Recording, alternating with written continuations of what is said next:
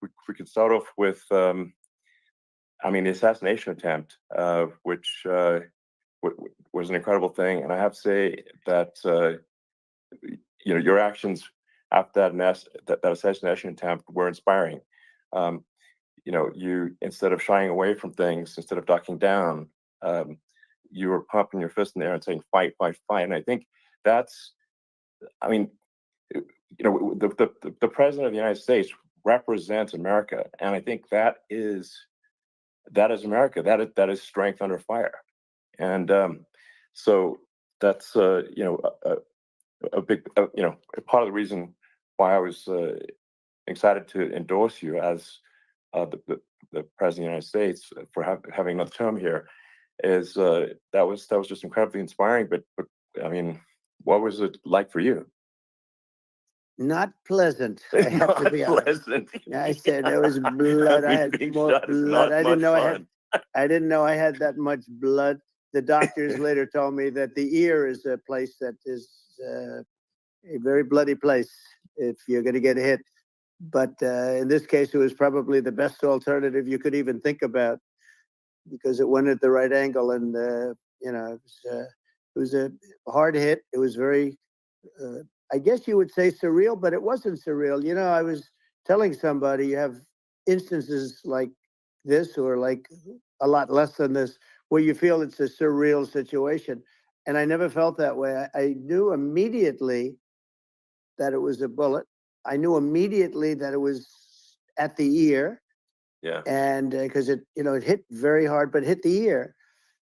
And I also heard people shout, "Bullets, bullets, get down," because I moved down pretty nicely, pretty quickly. And we had bullets flying right over my head after I went down. So I'm glad I went down. The bigger miracle was that I was looking in the exact direction of the shooter. And so it hit me at an angle that was far less destructive than any other angle. So that was the miracle. That was, for those people that don't believe in God, I think we got to all start thinking about that. You have to, I'm a believer now. I'm more of a believer, I think, and a lot of people have said that to me. A lot of great people have said that to me, actually. But it was amazing that I happened to be turned just at that perfect angle, and all because I put down a chart on immigration that showed that the numbers were so great. I love that chart even more maybe now. Maybe it's a sign. Maybe that's a sign. It's an immigration sign. You highlighted a serious issue, and at that moment, the bullet missed your, hit your ear, but missed your head. The amazing thing is that the sign, I said, "Bring down that sign on immigration," and it was literally about an eighth of a second where it would be good, and after that it was going to be a disaster, no matter which way you were facing. But it just had that perfect angle, which was exactly at this shooter. Very sad situation. Such a sad situation. As you know, we lost somebody that was great, Corey, who a firefighter, a great gentleman, a great trumper. He was just a fantastic family and a fantastic man. And a friend of mine came up, Elon, and said, "I'd like to give the family some kind of help." And I said, "That's great." He said, "Do you mind?" I said, "I don't mind at all." And he wrote out a check for $1 million, gave it to the wife. And, she said, "This is really nice, but I'd rather have my husband back," which is a nice thing for somebody to say, to be honest. She's great. The family is great. And we raised a lot of money for them, and for two other gentlemen are unbelievable people also. They were hit really badly. They thought they were not going to make it, and they did. The doctors in the Butler area, I tell you, they were incredible. They saved the two, and they were really hit tough, both of them, equally.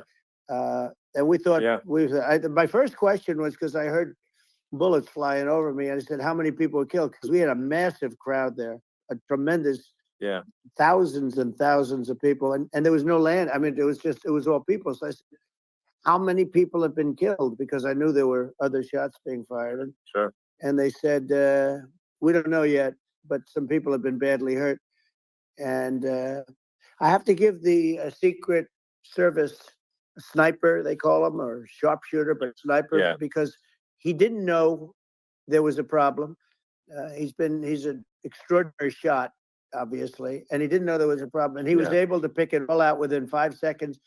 And he used one bullet from very far away, I guess probably about 400 yards. The shooter was 130, but he was on the Yeah. he was on the opposite side of the field and the podium, and he saw the smoke and the flame from the gun, immediately recognized it, and immediately took a shot. And it was one perfect shot from very far away. And if he didn't do Yeah. that, Elon, he would have. I mean, if he would have, a lot of people, a lot more people could have been Sure. badly hurt and killed. So Yeah. I have to Absolutely. take my hat off to him, because that's also a surreal. You know, he's been with them for 23 years, and Yeah. he's never had anything like this. And all of a sudden, he has to act, and it's a very tough thing to Sure. act and to be shooting somebody. But he saw the gun, saw the smoke, saw the flame from the gun, very far away. I obviously has very good eyes. He's got very good vision, which I assume you have Yeah. to have in that particular work. But he took Absolutely. aim very quickly, and they say it was approximately 5 seconds from long range, Yeah. one bullet. If that didn't happen, because Yeah. the shooter had a lot of bullets, he had a lot of cartridges up Sure. there with him, so could Well, have been very. I mean, that's clearly, he was very competent in taking that shot to stop the attempted assassination. But I mean, there does seem to be, I mean, some pretty significant failings elsewhere in the system. Like, there's just no way that, like, how on earth does a shooter get on a roof 130 yards away? That seems crazy. I think most people people are wondering how on earth could such a thing happen? Well, I view it as two ways. There should have been nobody on the roof. There were people, Yeah. because there were so many tens of thousands of people there. There were people that were seeing him, and there was one woman with a red shirt and Right. Trump all over I it, saw and the video. she's screaming, "That guy's got a gun!" You saw it probably. Yeah, There's a No, I guy saw up the there videos. with a I gun. mean, it's like I guess, I mean, for my part, and I think probably many members of the public are wondering how the heck are, you know, basically people wondering by pointing out there's a guy on the roof with a gun. Yeah. And they're seeing it, but somehow it's not being addressed. That does seem Yeah, crazy. well, they're going to learn from this. The communication between the local police, who sort of had an idea, and then ultimately a man lifted himself up to the roof, could barely do it because he was pulling himself up, and Yeah. he saw the man with the gun. The man with the gun pointed the gun at him. He thought he was probably going to get shot, but he was like pulling himself up, and because of that, he couldn't get to his gun, and he fell down. Actually, very badly hurt his leg, his ankle. I hear very badly, Okay. but he fell down, and he did. From what I understand, he did say there's a guy up there with a gun, and the shooting started very quickly after that. I think it forced the shooter to go maybe quicker. He was supposed to be a very good shot. Yeah. My sons, Don and Eric, they can't believe what happened, but they said from 130 yards, a bad shot would hit that target almost every time. They said it's like in golf, Yeah. sinking a 2-foot putt. Yeah. It's not a No, tough shot. it's not a long shot. The Secret Service person had the long shot. He had triple the Yeah. distance actually. So it was a terrible thing. Look, it's hard. I have to say this about the Secret Service. When I went down, and I went down based on, I think they're screaming, but other people also, because people saw this happen. You had so many people. One of the miracles was that nobody ran. I mean, if a gun goes off, the crowd Yeah. control people showed us this.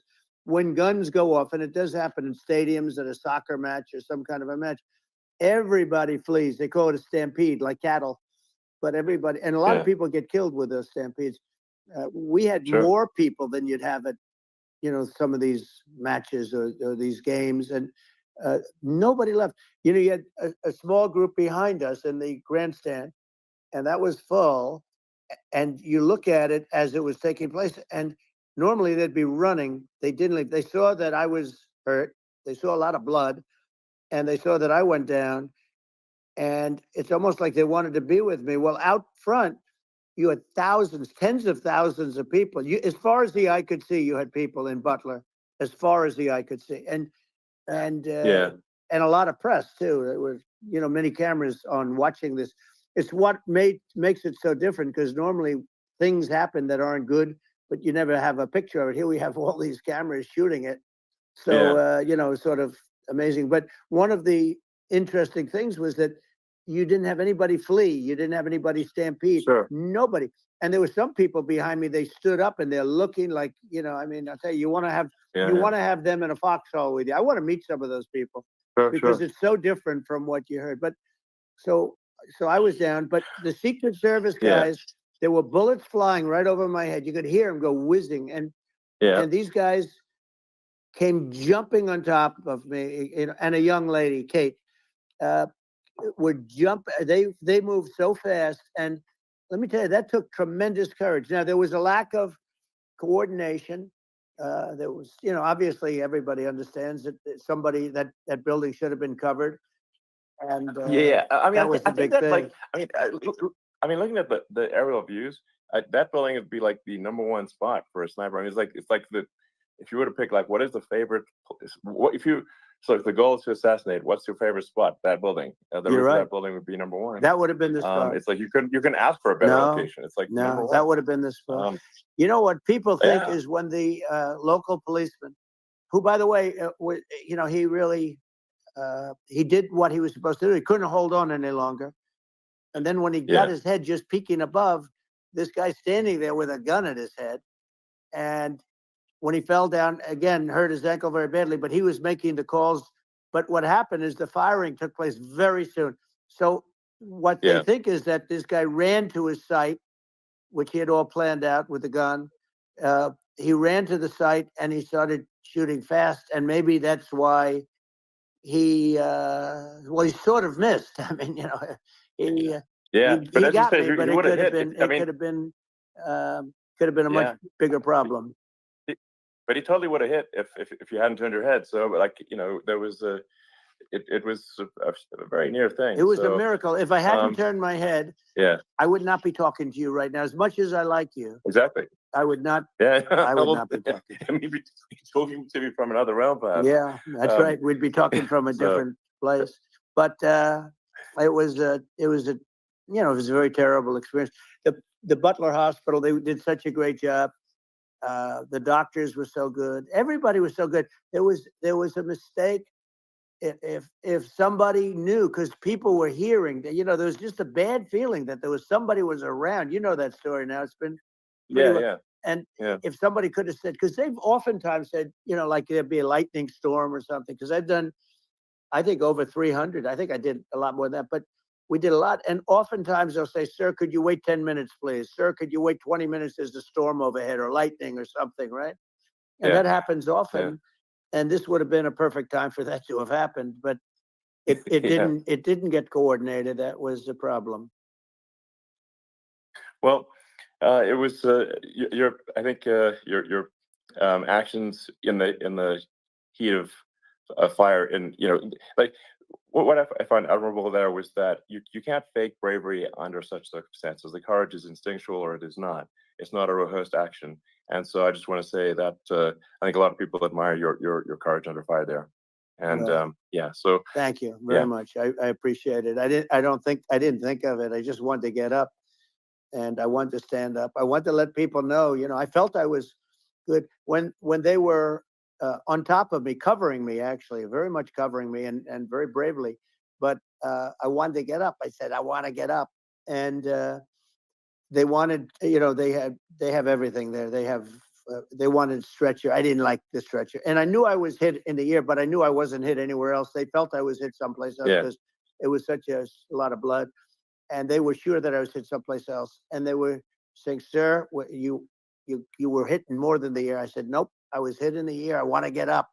Let me get up." And so I got up, and the crowd didn't know what to think. I mean, this was so many people, and you could see they were confused. They didn't know what to think. And I wanted to let them know I was okay. It was very important for me to let them know that and they went wild. You've seen the after. They didn't go wild when I got up because they didn't know, was I alive? You really couldn't tell. When I stood up before the hand, before the the fist in the air, they didn't know if I was alive. Nobody did.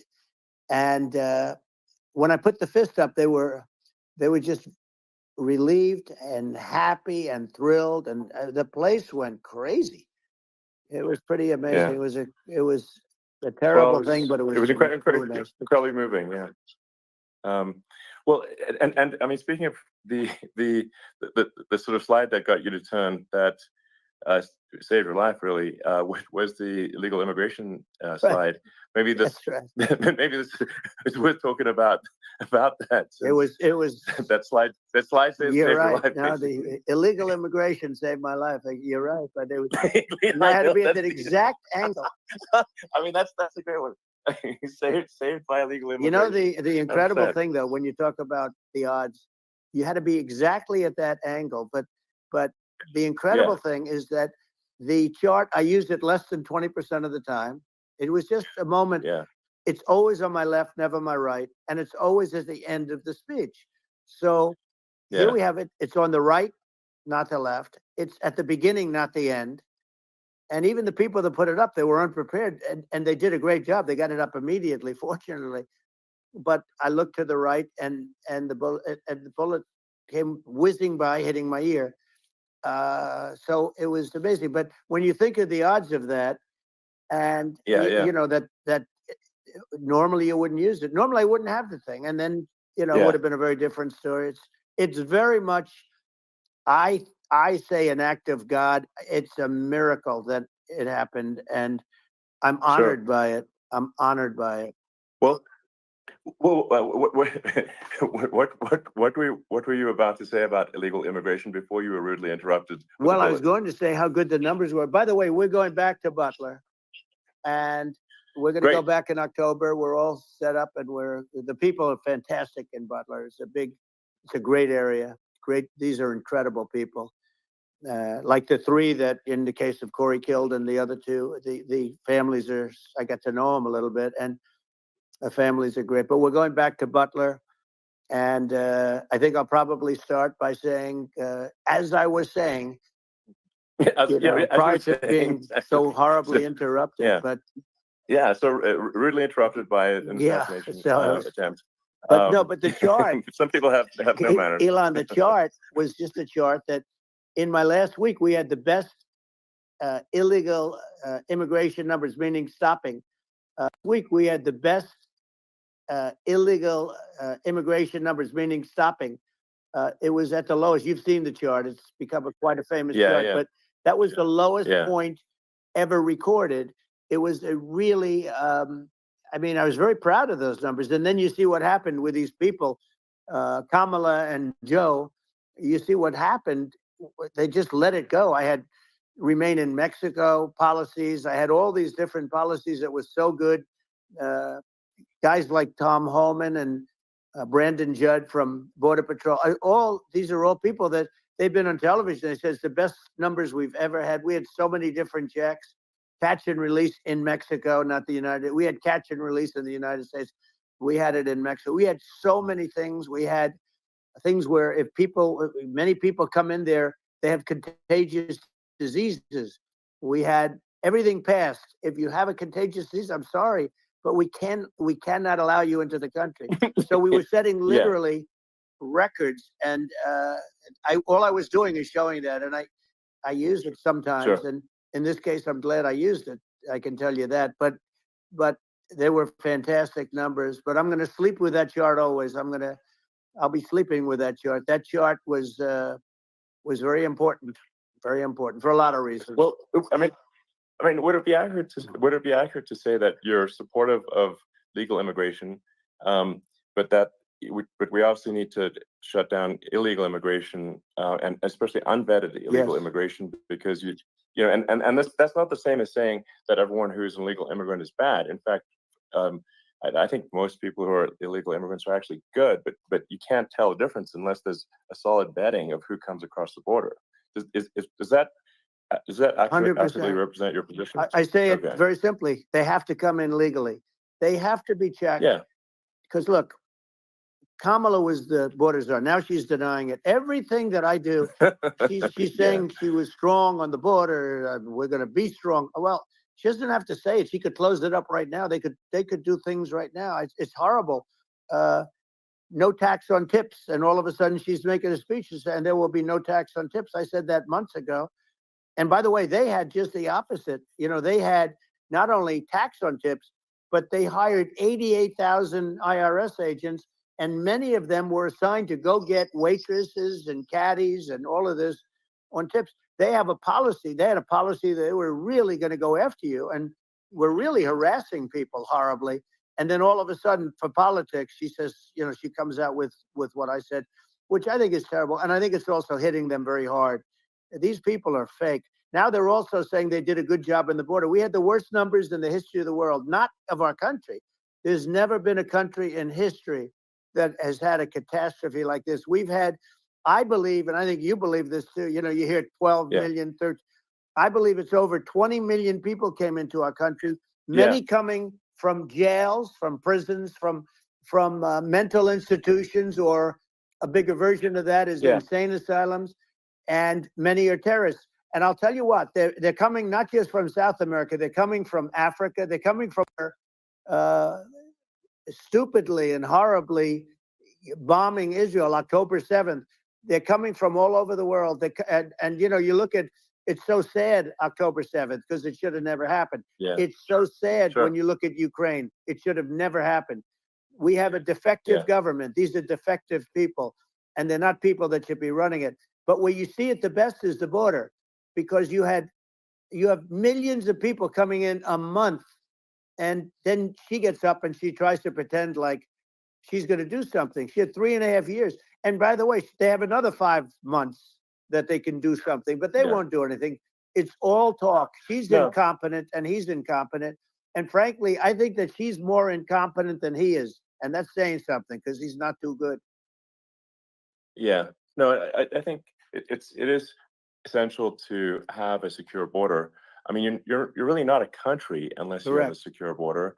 And secure elections too. You know, absolutely secure elections. And so it's just essential to have a real border, or we can't function as a country, and our service, you know, our central services are being overwhelmed in a lot of cities.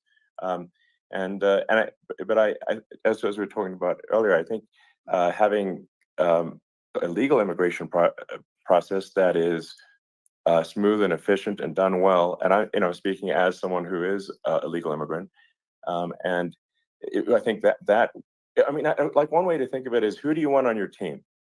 You know, who do you want on Team America? And I think we want to just say, okay, we want to let in people who are gonna, you know, be great contributors to our society and to our economy, and you know, and who do you want on the team? And it's not to say that, like, in my opinion, actually, I'd say, like, probably most of the illegal immigrants actually are actually good, hardworking people. That's my opinion. But some are not, and you just have this sort of adverse selection process where, you know, if somebody's you know, if somebody's like a, you know, has a career in theft or robbery, I don't understand what's taken them so long to get here, because we're such a target-rich environment. I mean, you know, why aren't more people who have a career in, you know, bad things coming here sooner? Because I mean, it's a piece of cake to go rob, you know, houses in LA or New York, compared to other parts of the world. And in a lot of places in America, if you try to stop the person who's robbing you, you'll be arrested. So it's right. I mean, what's happening with crime, and our police are so good, but they're not allowed to do their job.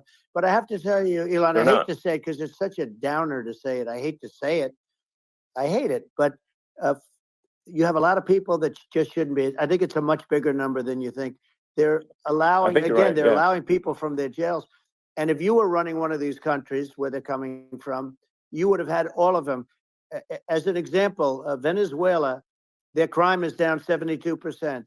They're taking their drug dealers. They're taking, frankly, their prisoners. They're emptying out their prisons.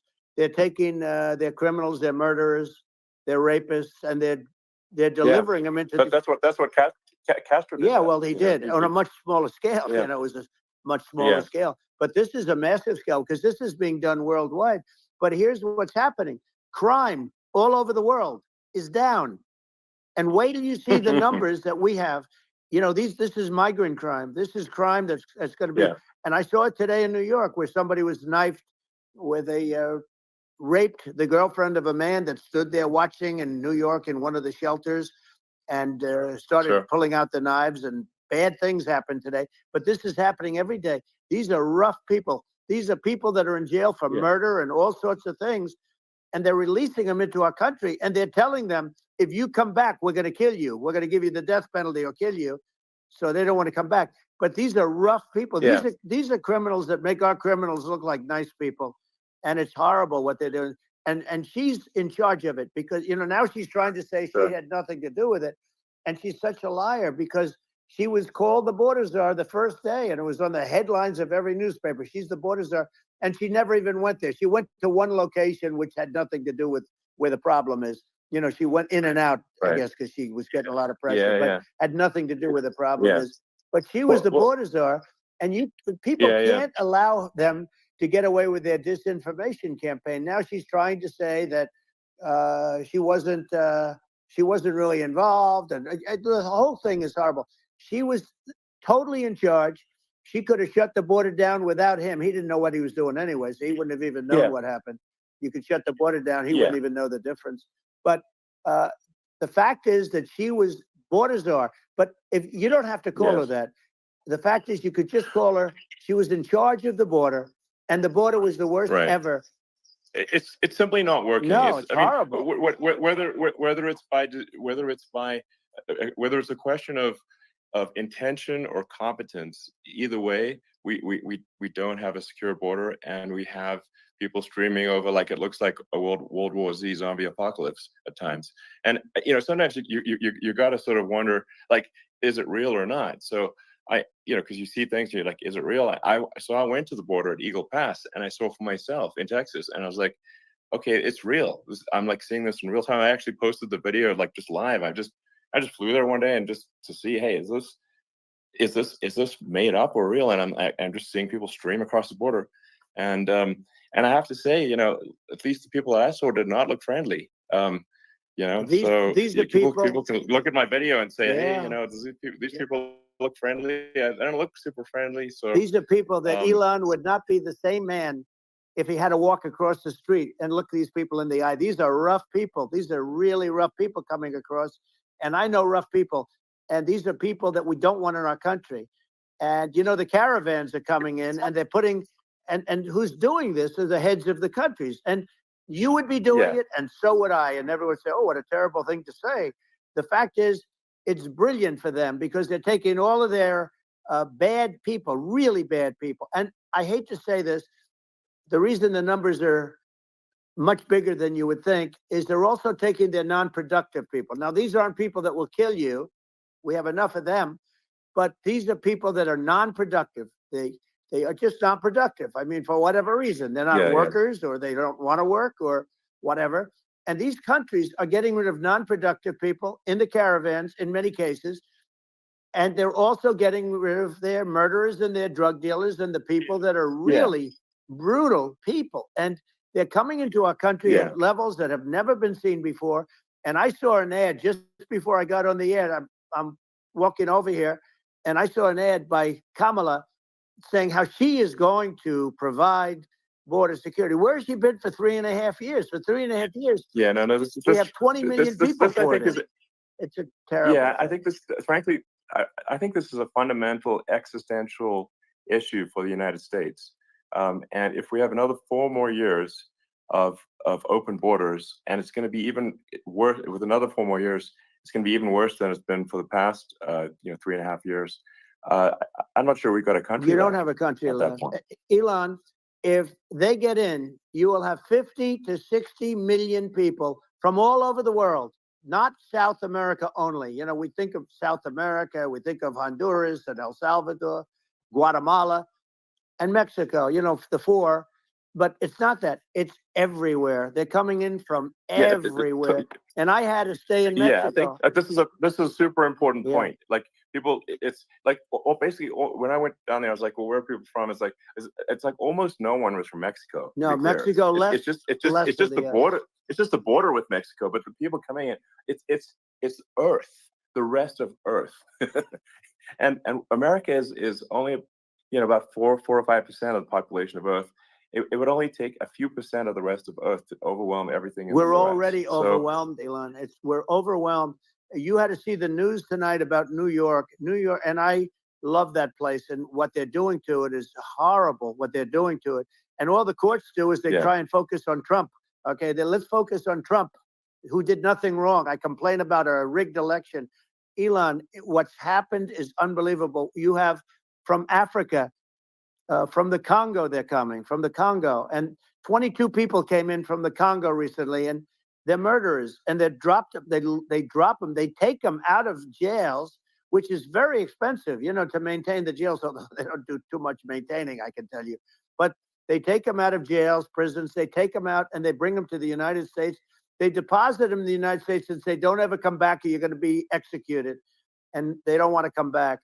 But they won't come back. Sure. But they're coming from Africa. They're coming from Asia. They're coming from the Middle East. They're coming from South America. Well, they're coming from everywhere. Earth, basically. And there are a lot of really bad ones. It's just an everywhere on Earth thing, and it's just not possible for the United States to absorb everyone from Earth, or even a few percent of the rest of Earth. It's just not possible.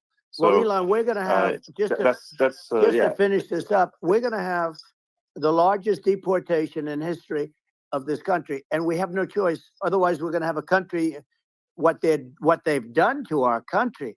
Think of it, with in Venezuela and in some of these other countries, crime is down 50, 60, 70, 80%. And you would be the same. You would have. Yeah. I'll tell you what. Venezuela has not gotten rid of all of them. They've gotten rid of about 70% of their really bad people. Their jails are about 50%. Put into the United States. The same with other countries. Sure. Some are at 30%, some are at 50%. They're all different. But the bottom line is they're all going to be at 100%. Why wouldn't you put 100% of it? And they're doing it right now while this third-rate phony candidate. Don't forget, I beat Biden. He failed in the debate miserably. And, some people said, oh, gee, it's too bad. It's too bad he did so badly, or I did well in the debate. The first night they said, wow, one of the people at CNN said that was the greatest debate performance I've ever witnessed. And then 2 days later, they didn't talk about that. They just said he was bad. But that's okay. That's the way I get treated, and I don't mind that at all. What I can tell you is this.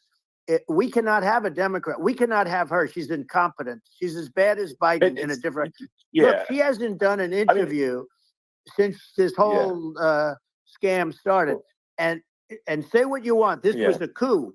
This was a coup of a president of the United States. He didn't want to leave, and they said, we can do it the nice way, or we can do it the hard way. They just took him out back behind the shed and basically shot him. What they did with this guy, and I'm no fan of his, and he was a horrible president, the worst president in history. And one of the reasons he was so bad, first of all, the Israeli attack would have never happened. Russia would never have attacked Ukraine, and we'd have no inflation. And we wouldn't have had the Afghanistan mess, if you think of it. Well, and we wouldn't have had Afghanistan. But we think of it. You take a few of those events away, and we have a different world. We would also have inflation was caused by oil. Yeah, no. I think you make an excellent point here, which is that when other countries can, that are thinking about invading or doing bad things, when they're thinking about that, they're thinking about, okay, what's the American president going to do? And do they fear the American president, or is there someone they do not respect and do not fear? And I think they would rightfully be. I mean, look at that the footage of the assassination. They're like, okay, President Trump is like, don't mess with me. I mean, that's like Whereas I think people are not going to be, and they obviously have not been at all intimidated by Biden, and they certainly will not be intimidated by Kamala. And you have to really think of that in the context of global security. That if the American president is someone that, like, evil dictators are scared of, that makes a huge difference to the security of the world. So I had a good relationship with Putin, despite the Russia hoax that lasted for over 2 years. Just a hoax created by Hillary Clinton and Adam Shifty Schiff, some just bad people, just sick people, frankly. I mean, Schiff is a sick person. He's going to end up probably being a senator. It's hard to believe. The whole thing is hard to believe. But, they put our country in danger with that stuff, too. They actually, when they make up stories, and you have to fight your way out of it for a long time. But I know Putin very well. I got along with him very well. He respected me, and it's just one of those things. And we would talk a lot about Ukraine. It was the apple of his eye. But I said, don't ever do it. Don't ever do it. I shut down Nord Stream 2. That was the big oil pipeline, the biggest pipeline in the world going all over Europe. I shut it down. Biden came, and then they say, Yeah. I loved Russia. I was a friend of Putin, and I loved Russia. No, he actually said to me one time, he said, if you're my friend, I'd hate to see you as an enemy. I shut down his pipeline, the biggest pipeline. They were looking at that to fund, and this pathetic president gets in there. And the first thing he did, one of the early things he did, is he shut down Keystone XL pipeline, which is our pipeline that would have employed 48,000 people, pipeline workers, shuts it down. That was, a massive job that Obama refused to allow. Yeah. I allowed it in my first week because it was jobs and it moved oil. And by the way, in a much more environmentally friendly way. It's underground. It's not a truck that catches on fire or a train that catches on fire. But think of it. He shut down the XL pipeline, the Keystone XL pipeline. Yeah. He shuts that down, and he approves the Russian pipeline. Yeah, it doesn't make any Right? sense. It's inconsistent. Certainly, but I mean, I think it's just worth emphasizing, to listeners, the immense importance of whether the United States president is intimidating or not intimidating, and how much that matters to global security, because there's some real tough characters out there, and if they don't think the American president is tough, they will do what they want to do. I know every one of them. And that puts the whole world in danger. Elon, I know every one of them, and I know them well. I know Putin. I know President Xi. I know Kim Jong-un of North Korea. I know every one of them. And let me tell you, people will say, oh, this is terrible. He said, I'm not saying anything good or bad. They're at the top of their game. They're tough. They're smart. They're vicious. And they're going to protect their country, whether they love their country. They probably do. It's just a different form of love, but they're going to protect their country. But these are tough people at the top of their game. And when they see a Kamala or when they see Biden, Sleepy Joe, they can't even believe it. They can't believe this happened. All the stuff that you're seeing now, all the horror that you look at Israel, they're all waiting for an attack from Iran. Iran would not be attacking, believe me. When I was there, and I say it with respect because I think we would have been good with Iran. I don't want to do anything bad to Iran, but they knew not to mess around. Iran was broke because I told China, if you buy from Iran oil, it's all about the oil. That's where the money is. But if you buy oil from Iran, you're not going to do any business with the United States. And I meant it. And they said, we'll pass. They didn't buy oil. Other countries, likewise. Sure. You want to buy, you're not doing business with the United States. And they were at a point where they had no money for Hamas. They had no money for Hezbollah. They had no money for any of these instruments of terror. And it was amazing. In fact, there were articles when I was leaving, which is hard to believe, actually, especially when you look at what's happened to our country. Our country is so bad right now. It's such a different place. We were respected. Think of it. 4 years ago, we were so respected to a point where when I said don't buy oil, they didn't buy oil, but they had no money, and Israel would have never been attacked. It is zero chance. And again, I said to Vladimir Putin, I said, don't do it. You can't do it, Vladimir. You do it, it's going to be a bad day. You cannot do it. And I told him things that what I do. And he said, no way. And I said, way. And it's the last time we ever had the conversation. he would never have done. I got along well with him. I hope to get along well with him again. Getting along well with them is a good thing, not a bad thing. I got along well with Kim Jong-un. When I met with President Obama just before entering, it's a sort of a ritual. And I sat down with him and we talked. It was supposed to be for a very short period of time. It turned out to be a long period of time. I said, "What's the biggest problem?" He said, "North Korea." I had that problem worked out very quickly. It was nasty at the beginning with Rocket Man and all the different things. Yeah. But all of a sudden, I got a call. Those were some epic tweets, by the way. Yeah, they Those were. like They were absolutely... epic. Everything he said that he has a red button on his desk. I said, "I have a red button on my desk too, but my red button is much bigger, and my red button works." And then I called him Little Rocket Man of Little Rocket Man. Anyway, here's the bottom line. All of a sudden, I got a call from him.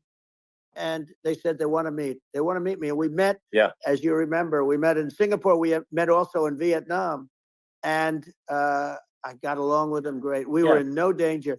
But President Obama thought we were going to end up in a war, a nuclear war with him. And let me tell you, he's got a lot of nuclear stuff, too. Exactly. He's got plenty of nuclear. He can do plenty of damage. It's because, people like Kim Jong-un, they respond to strength, not weakness. Well, and he and I had a good relationship. Remember I met him and we walked onto his land. Nobody ever walked onto his land before. I walked onto. I wouldn't say let's bring up Secret Service again. I wouldn't say they were thrilled when I did that. I walked onto his land, and it was an amazing period. But we were not in danger with him because of me. I always say that we have enemies on the outside and we have enemies on the inside. We have some really bad people in our government and people that are controlling of the people. I mean, I'd mention names, but I really don't want to give them the credit. But we have some really bad, and I say they're more dangerous than Russia and China. If you have a smart president, a president that gets it, we are not in danger from those countries because they need us and they need our help. I mean, we forced Obama, if you think about it, Obama and Biden, and Bush to a certain extent, in all fairness, forced Russia and China together. And if you're a history student, the first thing you learn is you cannot let Russia and China align. But then they also got, if you take a look, Iran, and they have North Korea. That's, they call it the axis of evil. In the old days, you had the axis of evil. Here we have a modern day axis of evil. These are powerful countries, very heavy nuclear, which is the biggest threat. The biggest threat is not global warming, where the ocean's going to rise 1/8 of an inch over the next 400 years. And you'll have more oceanfront property, right? The biggest threat is not that. The biggest threat is nuclear warming, because we have 5 countries now that have significant nuclear power, and we have to not allow anything to happen with stupid people like Biden. Biden did something with Russia. There was no chance of him ever going in. And when I left, and then after I left, they started forming big armies on the border with Ukraine, right? And I looked at that, and I thought he was doing that because Putin's a good negotiator. I thought he was doing that to negotiate. But then Biden started saying such stupid things. For instance, he said that it can be a NATO country. Now, Russia, for as long as there's been NATO, has said we're never going to agree to that. And we go right up front and say that. And we did things and said things through this president with a low IQ, very low IQ. He had a low IQ 30 years ago, by the way, but now he might not even have a IQ at all. There's nothing on the board that goes this low. He said things that were so stupid that war had zero chance of happening if I were there. Zero chance. He was saying everything the opposite. And it's so sad because many more people have been killed in Ukraine than you read about. You don't read about how bloody it is and how disastrous. Sure. Hey, look, just in the 2 armies, you lost 500,000 people. And Ukraine's having a hard time. Ukraine, I don't know if you saw the article recently, and it's true. You don't hear the true story. But if you think about it, Russia's gone, Russia defeated Germany with us, and they defeated Napoleon. They've been around a long time. They're a big fighting force. Yeah. And it's very unfair. And Ukraine now doesn't have enough men. They're now using young men and very old men to fight, and we're in a very bad position. And I'm not going to blame exclusively, but I can tell you, I could have stopped that, and a smart president could have stopped that. It wouldn't have happened. But we had a man that actually made it. It made it more prevalent. It was so bad. The words that he was using, the stupid threats coming from a stupid face that he was using. I said, this guy's going to cause us a war. He's going to cause us. And let me tell you, it can lead to World War III. That can lead to World War III. The Middle East can lead to.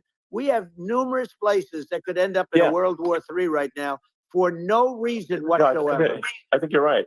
I think people underrate the risk of World War III, and it's just when you're looking at the risk of global thermonuclear warfare, it's game over for humanity, and it's something that people have, I think, after the end of the Cold War, people have become complacent about, but they actually have forgotten that there are currently a lot of nuclear missiles that have targeting parameters for the United States from 100%. Other countries. And one of the things we're going to do is we're going to build an Iron Dome over us. Israel has it. We're going to have the best Iron Dome in the world. We need it, and we're going to make it all in the United States. But we're going to have protection, because it just takes one maniac to start something. We're going to have protection, and we're going to have. Why shouldn't we have an Iron Dome? Israel has one. Some other places have one that nobody even knows about, frankly. But Israel has it. We're going to have an Iron Dome. But with all of that being said, to me that's so important, the most important. But with all of that being said, the election's coming up, and the people want to hear about the economy and the fact that they can't buy groceries because they don't have enough money to buy groceries. The inflation has killed them. Food prices are up 50, 60, even 100% in some cases. And this stupid administration allowed this to happen, and it's a shame. And that's the thing that people most care about, in my opinion. They care about the border a lot. And we discussed the border at great length. It's nice to have a forum like this where I can discuss something at length. And by the way, you think Biden could do this interview? Do you think that Kamala could do this interview? They would take a pass on you. No, they could not. So they don't need Elon. They don't need Elon screaming out questions. It's pretty sad when you think that somebody that does this for a living can't answer a question or is afraid to do an interview. And in her case, with a very friendly interview, she's got all friendly interviewers. It's pretty sad. Yes, absolutely. But the big thing now is the economy, Elon. And as much as I mean, I view nuclear as the single most important thing, but a lot of people don't understand that. But it doesn't have to. If I understand it, that's all you need. Because if I was president, you're not going to have that kind of a problem. But the thing that they really is making them angry is what Kamala and Biden have allowed to happen to the economy. It's a disaster with inflation. The inflation, it doesn't matter what you make. The inflation has eaten you alive. If you're a worker or if you're just a middle income person, you can't afford. 4 years ago, 5 years ago, people were saving a lot of money. Today, they're using all their money and borrowing money just to live. It's a horrible thing that's happening. And we'll end that quickly. Well, I think a lot of people just don't understand where inflation comes from. Inflation comes from government overspending, because the checks never bounce when it's written by the government. So if the government spends far more than it brings in, that increases the money supply. And if the money supply increases faster than the rate of goods and services, that's inflation. So really, we need to have we need to reduce our government spending. And we need to re-examine. I think we need like a government efficiency commission to say, like, hey, where are we spending money that's sensible? Where is it not sensible? And we need to live within our means. We're currently adding, I think, $1 trillion to the deficit roughly every 100 days. That's right. And the interest payments on the national debt have now exceeded the defense budget. It's on the order of $1 trillion. It's interest, and it keeps growing. I rebuilt our military, largely rebuilt our military. Did a great job on it, which was so important. We had jets, we had fighters that were, and bombers that were 70 years old, and we did a great job in that. Then we gave 85 billion of it back to Afghanistan, if you can believe it. We gave them 85 billion. They're one of the largest sellers of military equipment in the world. They're selling what we gave them. That was one of the most embarrassing days in the history of our country. But if you think about, let's go back to the economy. We have to bring energy prices down. Energy started at the price of gasoline. Now your cars don't require too much gasoline, so you have a good, and you do make a great product. I have to say, I have to be honest with you. That doesn't mean everybody should have an electric car, but these are minor details. But your product is incredible. But the gasoline, Elon, is the cost of energy. Not only gasoline, it's the cost of heating your house and cooling your house. That has to come down. It's gone up 100%, 150, and 200%, and that has to come down. When that comes down, and we're going to drill, baby, drill. They stopped drilling, and then they went back to drilling because they went back to the Trump policy. But if they won the day after they get into office, this country will go out of business because they're going to go to an energy policy that's not sustainable. Wind and different things. You're not going to have anything. And I know you're a big fan of the AI, and I have to say that AI, and this is shocking to me, but AI requires twice the energy that the country already produces for everything. So we're going to have to build a lot of energy if our country will be competitive with China, because that's our primary competitor for this on the AI. You're going to need a lot of electricity. You're going to need tremendous electricity, like almost double what we produce now for the whole country, if you can believe it. Sure. Well, just going, back to this, like this basic thing, which that people try to make it sound complicated, but it's not. But inflation is caused by government overspending.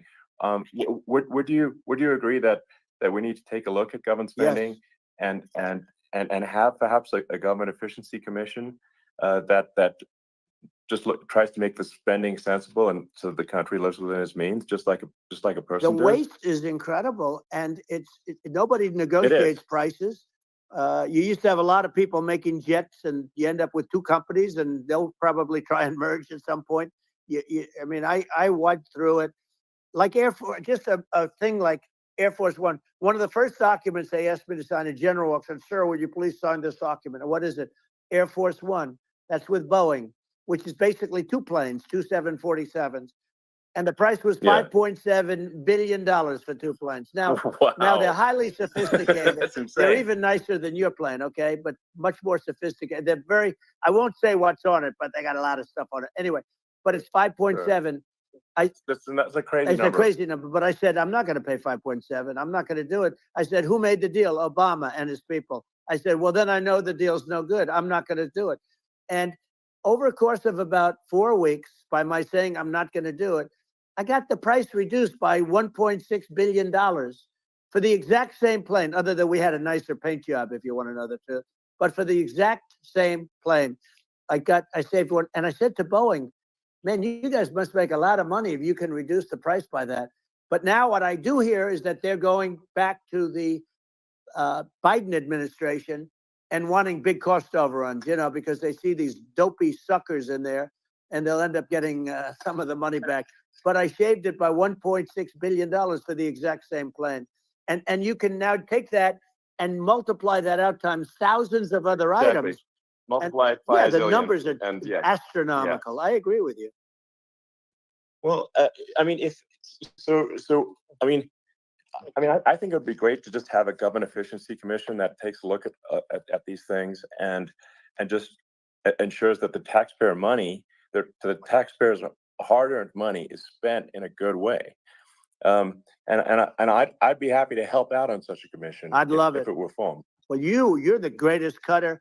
I mean, I look at what you do. You walk in and you just say, you want to quit? They go on strike. I won't mention the name of the company, but they go on strike, and you say, that's okay. You're all gone. You're all gone. So every one of you is gone, and you are the greatest. You would be very good. Oh, you would love it. But, if you look at Argentina. Well, I'd be happy to help by the way, out. congratulations. I just looked at the number of people that are listening to you and I chat. We'll call it a chat. But congratulations. This is very good. I mean, it's great. And you're an interesting character. The new head of a place called Argentina, and he's a big, he's great. And he's a big MAGA fan, that he ran on MAGA. And he took it to an extreme too. He ran on MAGA, and I hear he's doing really a terrific job. It's called Make Argentina Great Again. It worked out perfectly. He came in, he bought a lot of hats, he brought everything, but he's doing a big job. He really cut. And I'm hearing they're starting to do pretty well. Inflation's getting down. You know, they had like 2,000%. Exactly. They had inflation like not normal inflation. They had the real deal. But we're going to have that pretty soon. We have, I think we have the worst inflation we've had in 100 years. They say it's 48 years. I don't believe it. I think we have the worst. They don't include a lot of the items that should be included, you know. Yeah. Well, it's just from government overspending and not spending taxpayer money effectively, and having, you know, just like so many departments you can't even name them all. And what Milei is doing is, you know, he's cutting government spending. He's simplifying things. He's having, you know, putting in regulations that make sense. And we're Argentina overnight is experiencing a giant improvement in prosperity, but it's also a lesson for the United States, which is that Argentina used to be one of the most prosperous countries in the world. You know, in the 30s, 40s, and because of bad government policy, it ruined the country. And if you take Venezuela, for example, Venezuela should be incredibly prosperous. They have, you know, phenomenal reserves of everything, oil, everything, and it should be prosperous. But if the government's wrong, it impoverishes the people. And so I think we should not be complacent in the United States in thinking that and taking our prosperity for granted, because if with bad government policy, we can run the country into the ground. And that's just something people should bear in mind. Don't take prosperity for granted. Well, think of education. So we're ranked at the bottom of every list of the top 40. We're ranked number 40, number 38. Norway, Switzerland, Sweden, different countries are ranked good. Actually, China's pretty close to the top. They're a top 6 or 7. But we're ranked at the bottom, almost at the bottom, 38, 39, 40. In other words, horrible. And yet we spend more per pupil than any other country in the world. So we spend more. And what I'm going to do, one of the first acts, and this is where I need an Elon Musk. I need somebody that has a lot of strength and courage and smarts. I want to close up Department of Education, move education back to the states, where states like Iowa, where states like Idaho, you know, not every state will do great, because states that basically aren't doing good now. You look at Gavin Newsom, the governor of California. He's terrible. He does a terrible job. So he's not going to do great with education.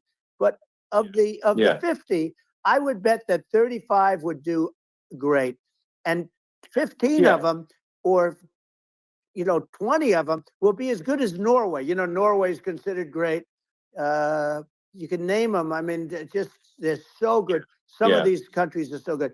But if you go into some of these really well-run states, you know, we have states that don't know what debt is.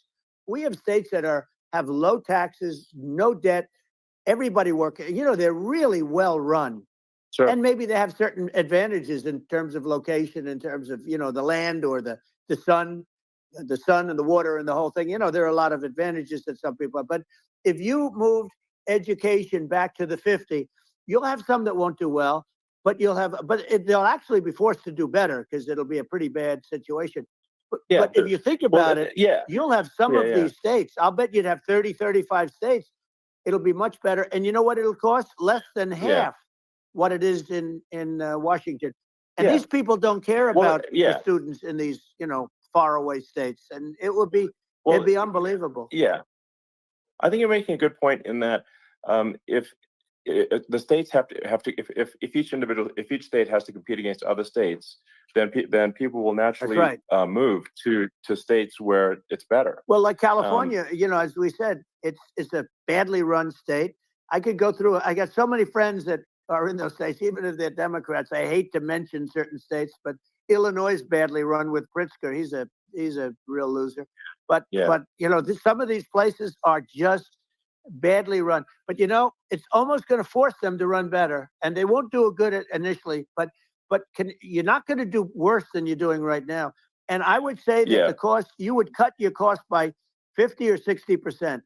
And you'd have a little Yeah, yeah, monitor. You want to make sure they're teaching English as an example. Give us a yeah. little English, right? Sure, yeah. Right? No, but I mean, to what?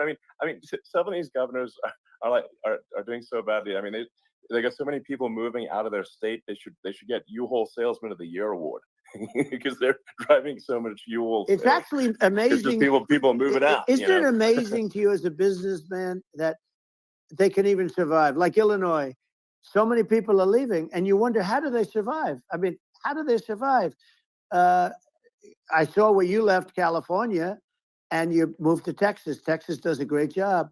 But, I Yeah, mean, I just wonder, how do these states survive when big businesses, a big oil company just left California, as you know, and they moved to Texas. How do these big states survive when they lose so many businesses and their taxes are already really high? The taxes are among the highest yeah. taxes. You almost wonder, how do they continue on? And in many cases, the governors don't do a good job in their crime-ridden places. You wonder, how do they continue to just go on? It's not Well, a good I think there's. situation.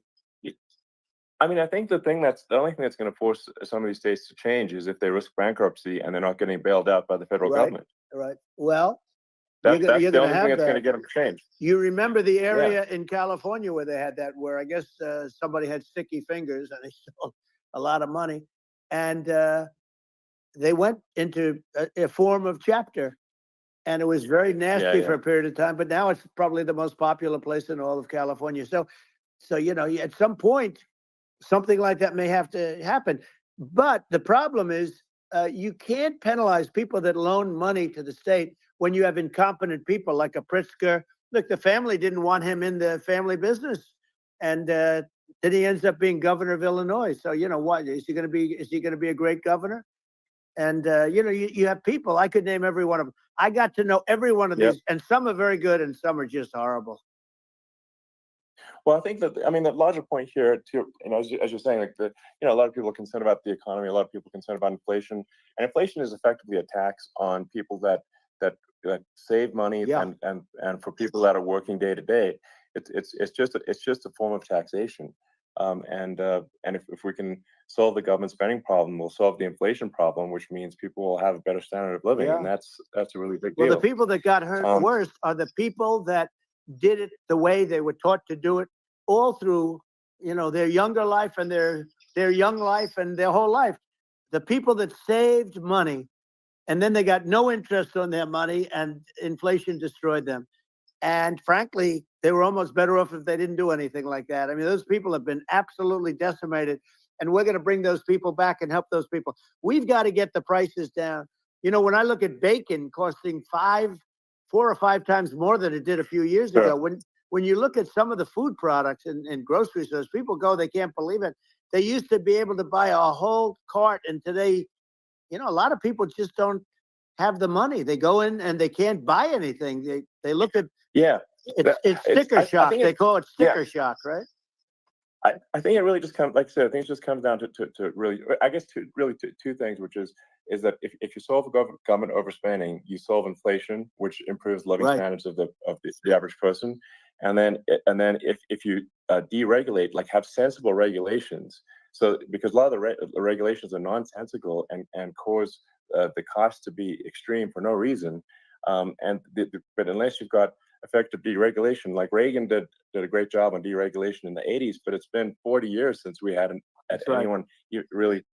During your administration, we made some progress, but I think there's opportunity to make, I think, radical progress with sensible regulation. Yeah. If Well, Elon, those two things, yeah, those are the big deals. we set a record. We did more deregulation and more restrictions on all of the different businesses than any other president. Remember, I had the rule for every one we put in, you have to get rid of 10 or 12. And we did Yes. radical cuts on all of that. And a lot of that's being put back by this administration. And we did radical cuts on things that weren't necessary. But we were all set. We had the best economy ever maybe in the world. And then what happened is COVID came in, and we had to focus on that, and nobody knew what it was. And I always say I got good marks on economy, good marks on military. We knocked out ISIS. We did so many different things. We rebuilt. But, I never got the credit that we really deserved on what we did with COVID. We never got the credit, but we were. If had that not happened, a gift from China, from Wuhan, came in from Wuhan, the Wuhan labs, and I always said it, and it turned out to be right. But had that not happened, we were set to start reducing debt. We were going to reduce taxes further. I gave the largest tax cuts, and we were going to reduce taxes still further for middle income people, not only businesses. But we did it for businesses because they're the ones that's why we had the great job numbers. But we were set to really start reducing debt. And, we're sitting on the biggest pile of liquid gold anywhere in the world, bigger than Saudi Arabia, bigger than Russia. And we were going to drill, and we were going to make so much money. We were going to supply Europe with oil. I had stopped the Russian pipeline, and we were going to supply them with oil and gas. We were going to make a fortune. And then the COVID came in, and we really had to divert. Then what happened is when they came in, we kept a lot of businesses alive. If I didn't do what we did, we would have had a 1929 type depression. But the problem is when Biden came in, he got trillions of dollars and just started spending it stupidly. You didn't need it anymore. We got over that bad period where everybody was dying and it was just not a good period. Interestingly, during his administration, many more people died during his administration of COVID than during my administration, and we really got the brunt of it. But people don't realize more people died during his administration than ours. But it diverted us from doing what I wanted to do. But we had the greatest for almost 3 years. We had the great, and that probably better than anybody. So many of your friends said to me, the best years we've ever had in business were during the Trump years, and also said that African American, Hispanic American were so incredible. They were having the best. Asian American women, men, young people without a diploma, young people that graduated from the best colleges, from MIT, from the Wharton School, from all of the great colleges, Harvard. They were doing better, and people without a diploma were doing better, and everybody was happy. And then COVID came, and we had the problem is they spent trillions and trillions of dollars. They wasted. They shouldn't have taken any money, and we wouldn't be having inflation right now, which is killing our country. Yeah, absolutely. I mean, I should probably say something about maybe my views on climate change and oil and gas, because I think it's probably different from what most people would assume. Because my views are actually pretty, I think, moderate in this regard, which is that I don't think we should vilify the oil and gas industry and the people that have worked very hard in those industries to provide the necessary energy to support the economy. And if we were to stop using oil and gas right now, we would all be starving, and the economy would collapse. So it's I don't think it's right to sort of vilify the oil and gas industry, and the world has a certain demand for oil and gas, and it's probably better if the United States provides that than some other countries. Sure. And it would help with prosperity in the U.S. And at the same time, obviously, my view is like we do over time want to move to a sustainable energy economy, because eventually you do run out of. I mean, you run out of oil and gas. It's not there. It's not infinite. And there is some risk. I think the risk is not as high as a lot of people say it is with respect to global warming. But I think if you just keep increasing the parts per million in the atmosphere long enough, eventually it actually simply gets uncomfortable to breathe. People don't realize this. If you go past 1,000 parts per million of CO2, you start getting headaches and nausea. And so we're now in the sort of 400 range. We're adding, I think, about roughly 2 parts per million per year. So I mean, it still gives us. So what it means is like we still have quite a bit of time, but so there's not like we don't need to rush, and we don't need to stop farmers from farming or prevent people from having steaks or basic stuff like that. Like you can leave the farmers alone. I agree. How crazy is that? Where I mean, you have farmers that are not allowed to farm anymore and have to get rid of their cattle, and the whole world is a little crazy. But it's largely taken its lead from us. I do say, though, I've heard in terms of the fossil fuel, because even to create your electric car and create the electricity needed for the electric car, fossil fuel is what really creates that at the generating plants. And, so you sort of can't get away from it at this moment. I mean, someday you might be able to, but I do hear we have anywhere from 100 to 500 years left. Much of it hasn't even been found yet. Yeah. But there are tremendous, like Anwar. I got Anwar in Alaska approved. Ronald Reagan couldn't do it. Nobody could do it. Everybody tried. Nobody could do it. I got it approved. The first thing that Biden did was unimprove it, to get rid of it. He ended it. His secretary went in and she ended it. And what a disgrace. That's Anwar. That's bigger, or they think it could be bigger than Saudi Arabia in Alaska. Could be bigger than Saudi Arabia. But they went in and they terminated it. And I'll get it going very quickly, because not only is it big for Alaska, I mean, you talk about economic development, that for the United States, I mean, that is, they say bigger than Saudi Arabia or the same size, and pure, really good stuff. And, they end it. So I think we have, perhaps hundreds of years left. Nobody really knows. But during that time, something will come around that will be very good. Yeah. Well, I mean, and my estimate would be, a little more aggressive than that. But it's not the sort of like we're all going to die in 5 years stuff. That's obviously BS. But I mean, my view is, like, if you just look at sort of the parts per million that increments every year, you get sort of 2 or 3 parts per million every year of CO2.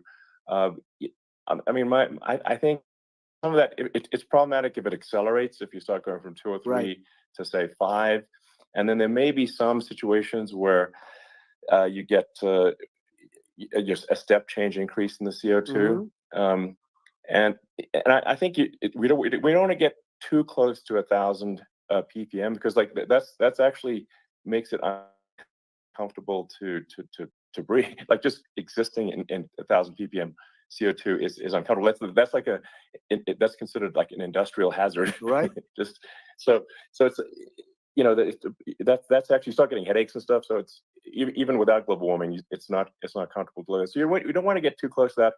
But I mean, I think we've got.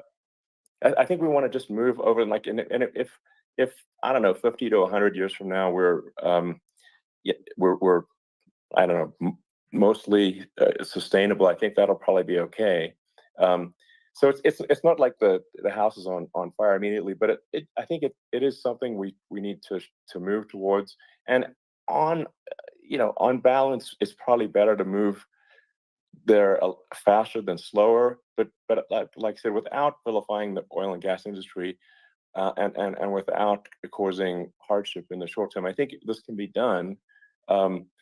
Without but people can still have a stake, and they can still drive gasoline cars, and it's okay. It's like, it's not. I don't think we should vilify people for it, but I think we should just generally lean in the direction of sustainability. And I actually think solar is going to be a majority of Earth's energy generation in the future, and it's certainly trending that way. And so you get the solar power, combine that with batteries, so because obviously the sun doesn't shine at night, and then you use that to charge the electric cars, and you have a long-term sustainable solution. And that's what Tesla's trying to move things towards, and I think we've made a lot of progress in that regard. But when you look at our cars, we don't believe that environmentalism, that caring about the environment should mean that you have to suffer. So we make sure that our cars are beautiful, that they drive well, that they're fast, they're sexy. I mean, they're cool. In fact, literally, I mean, the sexy joke, Model S, Model 3, Model X, and Y spells out sexy. It's probably the most expensive joke out there. But I don't know, I like cheesy humor, So, but I'm a big fan of, like, let's have an inspiring future, and let's work towards a better future, and we can do so without demonizing people. Right. I'm okay. It's very interesting. You use the word global warming, and today they use the word climate change, because you have some places that go up, and so they were getting themselves in a little trouble with the word global warming, because not every place is warming. Some places are going the opposite direction. But I'm sort of waiting for you to come up with solar panels on the roofs of your cars and on the trunks of the cars. And it just seems like something that at some point you will come up with. I'm sure you'll be the first. But it would seem that a solar panel on the roofs, on flat surfaces, on certain surfaces might be good. Yeah. At least in certain areas of the country where you have the world. Sure. Where you have the sun. But I would think, and I have no idea because that's not my world, but I would think that this would be something that would be interesting. But the one thing that I don't understand is that people talk about global warming or they talk about climate change, but they never talk about nuclear warming. And to me, Sure. that's an immediate problem because you have, as I said, 5 countries where you have major nuclear and probably some others are getting there, and that's very dangerous. That's where you need a strong American president because you don't want to have this proliferation. But you have 5 countries and getting more. China is much less than us right now, but they're going to catch us sooner than people think. They're way lower. Russia and us are number 1, and I mean, we're sort of tied. And China is far behind, but they're developing at a level that you're not surprised to hear very fast. They'll end up catching up, maybe even surpassing. But to me, the biggest problem is not climate change. It's not, and everything's a problem, but it's degrees. To me, the big problem is the nuclear power. The power of nuclear is so great. And when I talk about I'll prevent World War III, I will. But the truth is that you have to, because this is no longer army tanks going back and forth and shooting at each other. This is a level of destruction and power that nobody's ever seen before. Yeah, and actually, there's the bad side of nuclear, which is a nuclear war, very bad side. But there's also, I think, nuclear electricity generation is underrated. You're right. And it's actually, people have this fear of nuclear electricity generation, but it's actually one of the safest forms of electricity generation. It's just a huge misunderstanding. And if you look at the injuries and deaths, caused by, say, I mean, I'm not going to try to pick on coal mining, but just any kind of mining operation. Right. And there's a certain number of injuries and deaths per year. And you compare that to nuclear. Nuclear is actually way better. So it's underrated as an electricity source, and I think it's something that's worth reconsidering. But there's so much regulation that people can't get it done. So that maybe they'll have to change the name. The name is it's a rough name. There are some areas like when you see what happened in bad branding. Right, we'll have to rebrand it. We'll have to give it a good name. We'll name it after you or something. No, it has a branding problem. When you see what happened, it does have a branding problem. When you see what happened in Japan, where they say you won't be able to go on the land for about 3,000 years. Did you ever see that? And in Russia, where they had the problem, where they, there's a lot of bad things happened, and they have a problem. And they say that in 2,000 years, people will start to occupy the land again. You realize it's pretty bad. No, that's not true. But you're right about it. It's amazing. It's actually not that bad. So like after Fukushima happened in Japan, like people were asking me in California, are we worried about like a nuclear cloud coming from Japan? I'm like, no, that's crazy. It's not even dangerous in Fukushima. I actually flew there and ate locally grown vegetables on TV to prove it. And I donated a solar water treatment, a solar powered system for a water treatment plant. And but you haven't been feeling so well lately, and I'm worried about it. No, but I mean, I'm only kidding. It's fine, It's like Hiroshima and Nagasaki were bombed, but now they're like full cities again. So it's really not something that That's right. So it's not as scary as people think, basically. But let's see. I mean, are there some other topics we should touch on?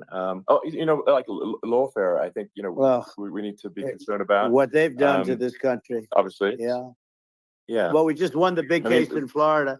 This was a Biden administration did something that's never been done in this country, and that's go after their political opponent, me, with this nonsense and just nonsense. And the big case in Florida we won, but they always pick a judge and a jury, and they use local DAs, they use the local attorney generals, like Fani, Fani, spelled Fani, Fani. And it's all a big hoax, and it's all run from there. Like in Manhattan, the one of the top people from the Justice Department went in, ran Manhattan, ran the state. The Letitia James deal was run by a person from the Department of Justice, Biden. They've never done this before, and they set up a very bad precedent. It's called lawfare, warfare. It's a terrible thing. Never happened in our country. It does happen in banana republics and third world countries, but it's never happened. And the incredible thing is it actually drove my numbers up because people see, fortunately I have a platform like you, or, in all fairness, like a conversation like this, where I can talk about it and people understand. I mean, you fight for election integrity and you end up getting indicted because you're fighting for election integrity. And when the day comes that you can't fight for election integrity, you don't have a country anymore. So what happens is they went after their political opponent, me. Now Biden's, close to vegetable stage, in my opinion. Okay, I looked at him today on the beach, and I said, why would anybody allow him? The guy could barely walk. Why would anybody allow him? Does he have a political advisor that thinks this looks good? He thinks this looks good because it looks so bad, and it's ridiculous. I mean, and he's been doing that for a long time. He can't lift the chair. The chair weighs about 3 ounces. It's meant for children and old people to lift, and he can't lift it. The whole thing is crazy. Well, he's clearly not, I mean, he's clearly like, we just don't have a president right now. You don't have a president, and she's going to be worse than him because she is a San Francisco liberal who destroyed San Francisco, and then as Attorney General, she destroyed California. You talk about location, and we're talking about the sun and the water and all. There's nothing better than California. She has destroyed that. She was the original DA. She was the original in San Francisco. She was the original Attorney General in California.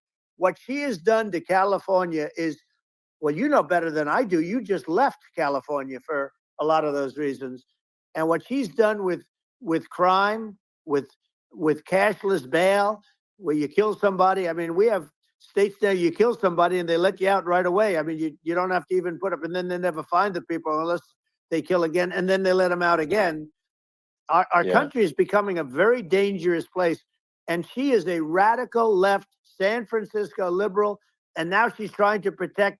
Now she's looking like she wants to be more Trump than Trump, if that's possible. I don't think it's possible, but she wants to be more Trump than Trump. Yeah.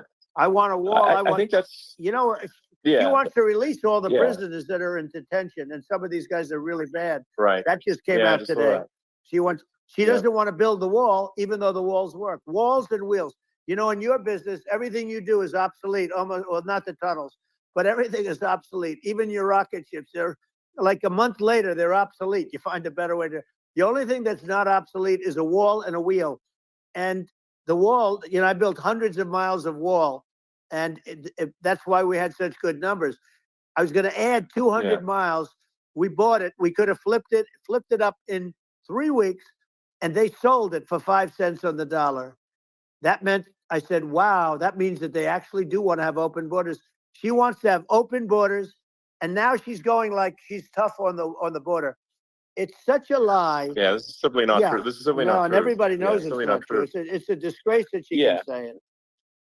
No, I mean, obviously, what's happening sort of overnight is they're rewriting history and making Kamala sound like a moderate when in fact she is far left, like far left. Worse than Bernie Sanders. She is considered more liberal by far than Bernie Sanders. She's a radical left lunatic, and if she's going to be our president, very quickly you're not going to have a country anymore. And she'll go back to all of the things that she believes in. She believes in defunding the police. She believes in no fracking, zero. Now all of a sudden she's saying, no, I really want to see fracking. If they got in, the day she got in, she'll end fracking. And by the way, if people didn't think that, the lunatics that really believe in that, they won't vote for her. Like the Palestinians and Israel. She is so anti-Israel, and she's bad for both. Biden actually did something that was impossible. Both sides hate him, both sides. That was a hard thing to do, unification. Yeah, no. I mean, Netanyahu came to give a talk to, a joint Senate and House sitting, and I was there, and Kamala stood him up. What does that say? I think it's highly That's disrespectful. And I say, if you're a Jewish person, or if you believe in Israel, if you're a person that, is a very pro-Israel, if you vote for her, it's worse than Biden. And Biden was bad. But if you vote for her, you ought to have your head examined. And you see tonight, I mean, as we're doing this, I'm seeing reports coming that they expect an attack tonight or tomorrow from hundreds and maybe thousands of rockets. Their Iron Dome, as they call it, as we all call it, but their shield that they build, that can be swamped. We'll use a term that's appropriate, swamped. But they swamp it by shooting enough missiles. You know this better than anybody. By shooting enough missiles, they can't defend themselves. They just obliterate the whole place.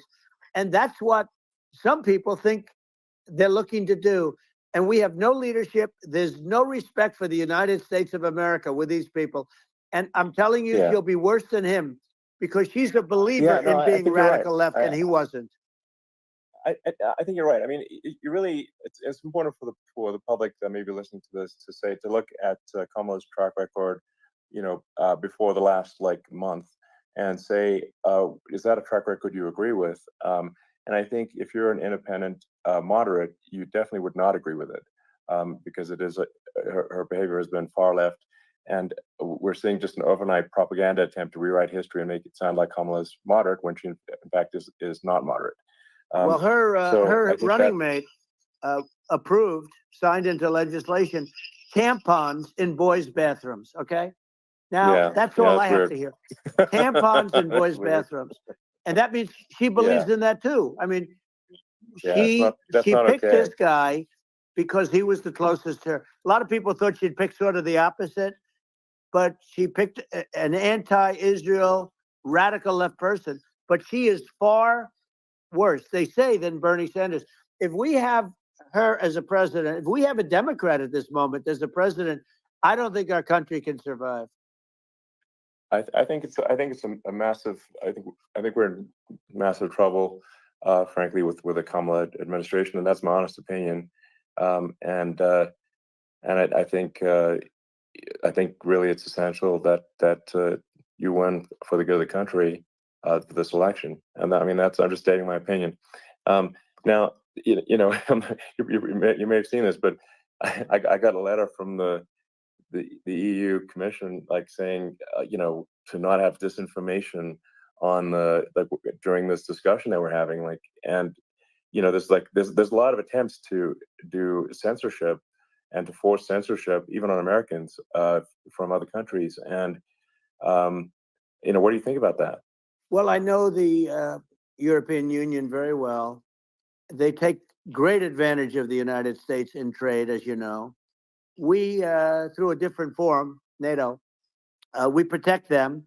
And yet, if you build a car in the United States, you can't sell it in Europe. You just can't sell it. It's impossible. The same thing with our farmers. Our farmers find it very difficult to do business. We have a deficit with them of $250 billion, which people don't know. It sounds so nice, the European Union, but let me tell you, they're not as tough as China, but they're bad. And I let them know it. And that's probably why they notified you. No, they don't treat our country well.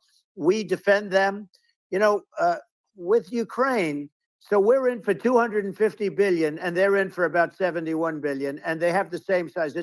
If you add up the European nations that, in terms of an economy, it's about the same size, when you say, as us. And they're in, and they're in much greater risk. They're right there. We have an ocean separating us from, in this case, the enemy would be Russia. It used to be for the Soviet Union, but let's assume they're close enough. And what happens is they're in for 70-something million. I think even less than that, billion. And we're in for about 250 billion, and it could be a lot higher than that. And I say, why aren't you going to equalize? Why aren't they paying what we're paying? And they're in much more, it's much more important for them because of the fact that, they're right near there. I mean, they're all sort of in that location. We're not. But they should, and I did it with NATO. there were only 7 countries that were paid up in NATO out of 28 at the time. And the United States Yeah, was the United States was subsidizing NATO, tremendously subsidizing NATO. And I said, I went in and I said, you got to pay up. If you don't pay up, we're not going to defend you any longer. I took a lot of heat, but you know what happened? Billions and billions of dollars came flowing in. And yeah, you know, I think a lot of the public isn't aware of the fact that the United States pays a disproportionate share of the NATO expenses. and then we get even though, taken like, advantage of on trade. So think yeah, about it. well, I mean, the point of NATO is defending Europe, and it's it's like, then okay, well, why is the United States paying disproportionately more to defend Europe than Europe? That doesn't make sense. That's unfair, and that is an appropriate thing to address.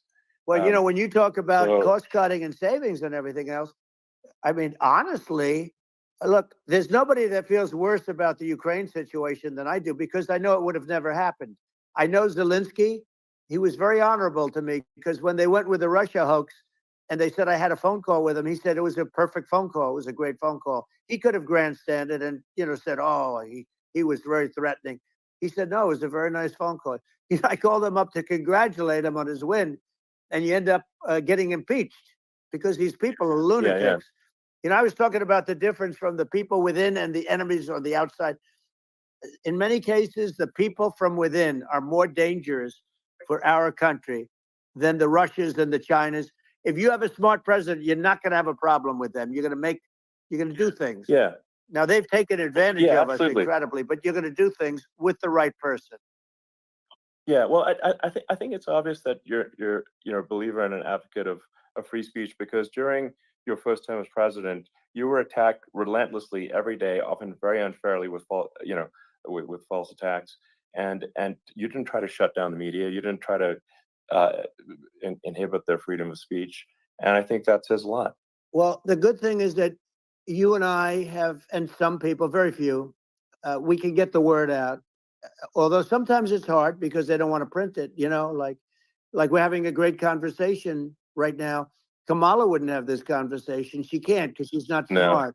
You know, she's not a smart person, by the way. She can't have this conversation. And Biden, we don't even have to talk about it. I mean, he couldn't have this conversation. He would have given up on the first half of a question. He would have walked out. He would have said, where am I? Where am I going?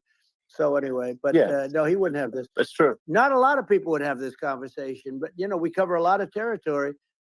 But the beauty is that you know, we can have a conversation, and I'm able to get it out without, because I get treated unfairly. This is a really big point. You can actually have a conversation with you. Yeah, it's nice, isn't it? And you can't have a conversation with Biden or Kamala. It's like it's not possible. That's this is like talking to an NPC. No. So it's just impossible. Well, but think of it. We need a man or person who's unbelievably sharp in order to stop all the nuclear danger and all the dangers that I'm talking about. And I got along with all these. You know, I got along with Kim Jong-un. We had dinner, we had everything, and he really liked me, and I got along with him really well. By the way, he's the absolute boss over there. You know, a lot of people said, "Oh, do you think he really?" Let me tell you, I saw things that you don't want to know about. He is the boss. But we had a good relationship, and he doesn't like Biden. He considers him a stupid man. He said he's a stupid man. Well, at least he speaks his mind. But, you know, in this country, you're not sort of allowed to say it, but I guess you are. You should be allowed to say it if it's true. But we need smart people, and we need people that have an ability to lead. And she doesn't have that ability. Can you imagine? Now, you know Chairman Xi very well. Can you imagine her and him negotiating, or even standing together? It is, the whole concept is ridiculous. She is terrible. She's terrible. But she's getting a free ride. I saw a picture of her on Time Magazine today. She looks like the most beautiful actress ever to live. It was a drawing. And actually, she looked very much like our great First Lady, Melania.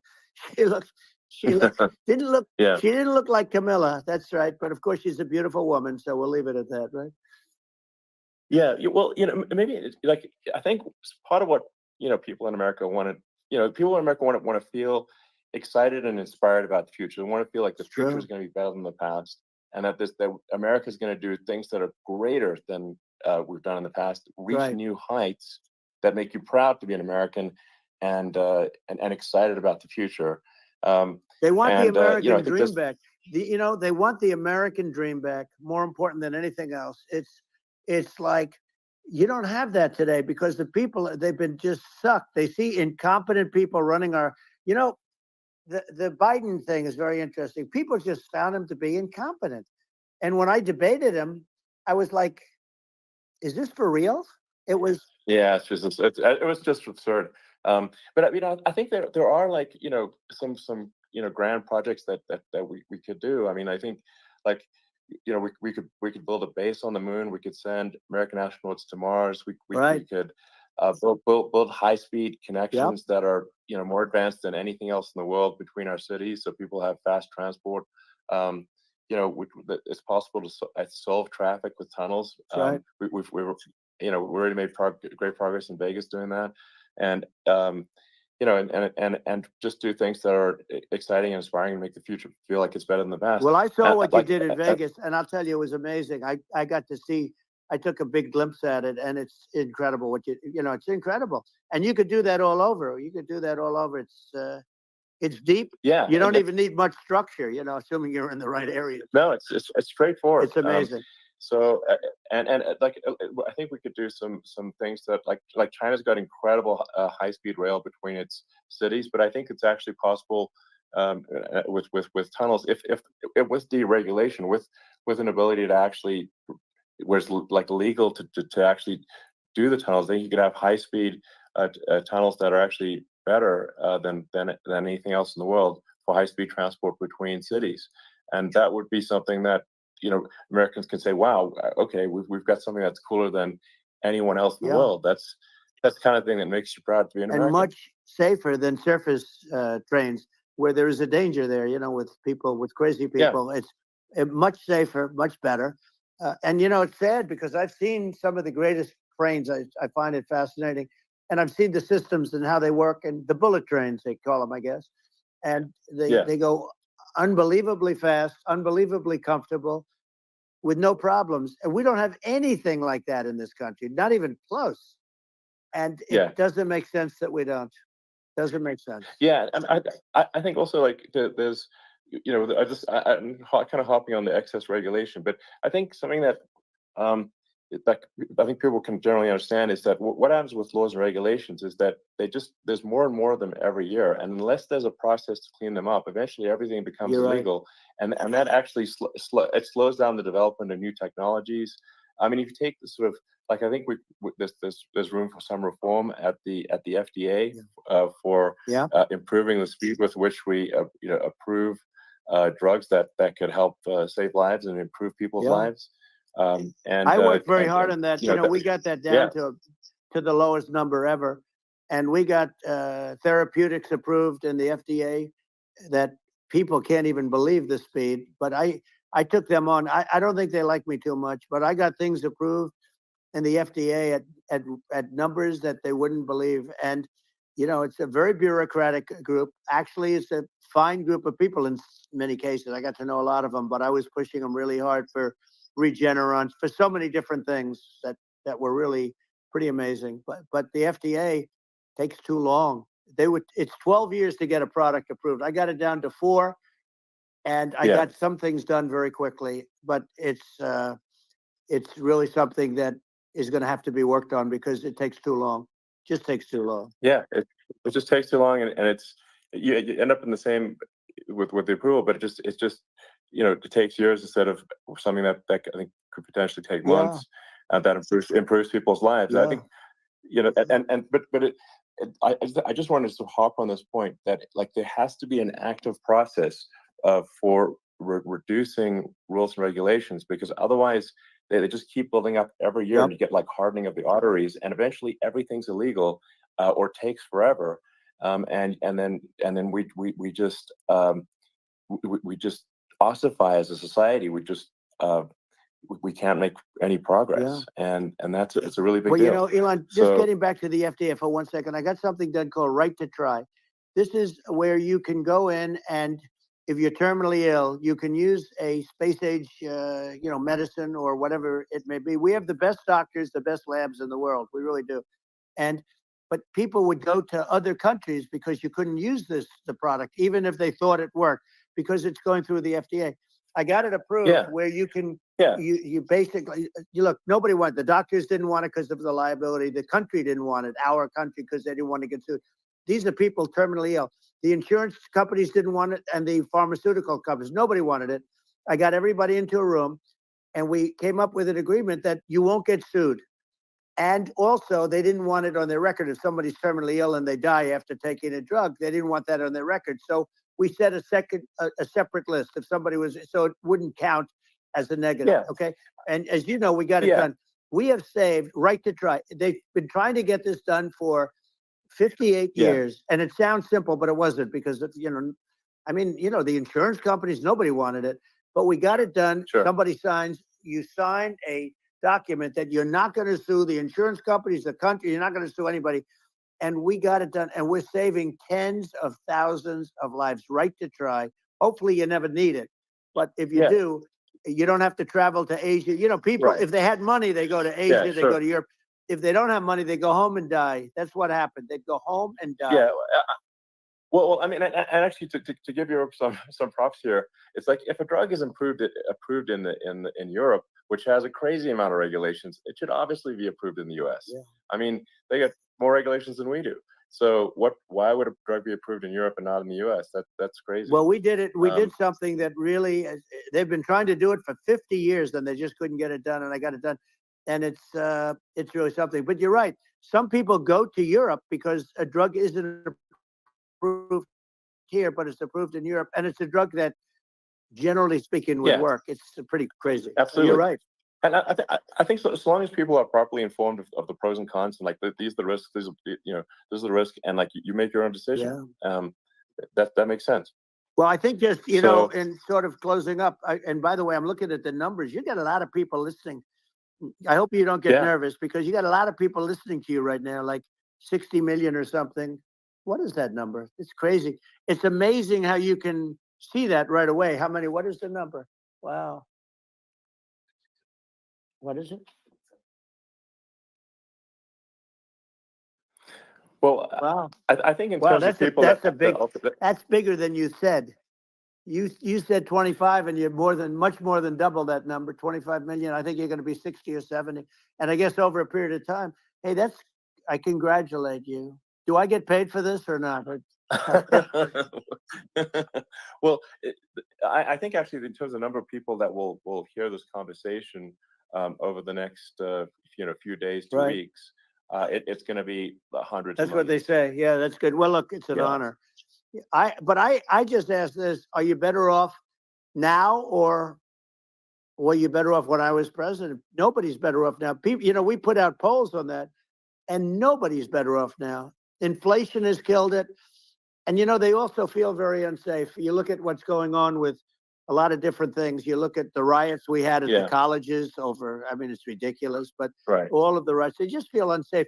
And now they really feel unsafe because you have a new form of crime. It's called migrant crime. I call it Biden migrant crime. Maybe I'll call it Kamala migrant crime. But you know, I mean, with all these things, I always try to get to the ground truth by just asking people. And, you know, my mom lives in New York, and I was like, you know, Mom, you know, do you know, have any of your friends, you know, been attacked or assaulted? And she said, yeah, 3 of her friends in 3 separate incidents were assaulted just in recent months, just walking around the streets of New York. And I said, well, what happened to the people that assaulted them? Oh, nothing. They got away. Like, and they just know they always get away. Nothing's going to, and they don't even bother reporting it, because they know that they're not going to, you know, people are not going to get prosecuted. They just let, you know, violent criminals out in New York. The only one that gets prosecuted is Donald Trump. They prosecute Trump. Yeah, I mean, it's just obviously messed up. Oh, it's terrible. If violent criminals are being getting off scot-free, and meanwhile the you know, New York spending massive resources prosecuting you, and it's like, what's this, you know? And I think the sort of sensible public looks at this and says, what the heck's going on here? This is obviously abuse of the legal system. You know, the legal system is supposed to be protecting the public from violent criminals, And it should be obviously allowing the public to make their own decision about who should be president, as opposed to, some, legal case. Once they start this precedent, because this can go on with the next one. I mean, this is a very bad precedent what they're doing in terms of, going after their political opponent. And that's all it is. It's going after their political opponent. And then you get a judge who's, a strong Democrat. And I'm being nice when I say that, in many cases, crooked as hell. But you get a judge and you go into an area where a Republican gets 3 or 4% of the vote. And, you'll have a jury pool with people that hate Republicans or hate. It could also be the other way, though, because it could start the other way in areas where they hate Democrats. And you get into a Pandora's box. It's a very dangerous thing for this country, and a very dangerous thing even for the state. New York City is losing. New York City and state lose a lot of business over what they did to me, because these people say, we don't want that to happen to us. That's no justice system. You have an unfair system of justice, and it's costing New York State a tremendous amount of money. People are leaving and companies are leaving, and they won't come back. So, all of that stuff is important. But the economy now is the big thing, and we can turn that economy up so fast, and people are going to be back again. We're going to get rid of inflation. I think there's a lot of opportunity. Right. Absolutely. So, and I just want to congratulate you. You've done an amazing job. You have definitely got a fertile mind. We can talk. You and I can talk about rockets. It's kind of you to say. Thank you. Tunnels. We can talk about tunnels and rockets and electric cars. So many things. And now you're into the AI, and that's going to be another beauty, I'll say. So it's an amazing thing you've done, Elon. It's an amazing thing, and I congratulate you. I mean, thank you. And I just say here, here's to an exciting, inspiring future that people can look forward to and be optimistic and excited about what happens next.